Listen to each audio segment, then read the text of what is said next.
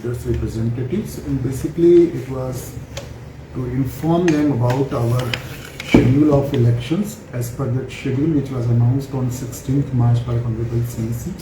Now Goa has a poll date of 7th May. So what is our expectation from our political leaders, because now we are in the model code of conduct here.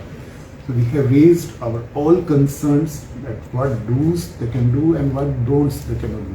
What permission and what is the way of the getting permission from the concerned authority.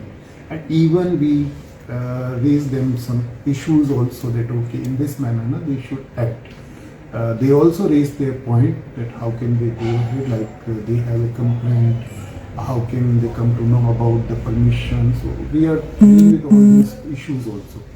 Even we have given them the latest compendium also.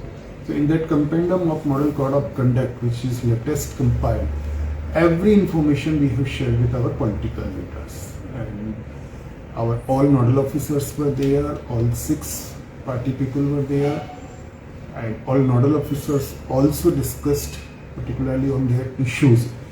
So this was a meeting in which now we actually informed them about all our worry list, what we are expecting about their behavior, what we want from their side to follow all the online procedures, how they can go ahead, how we help them in any manner, and so that we can go for a free, fair and transparent peaceful elections in the month of May 7th, first week of May.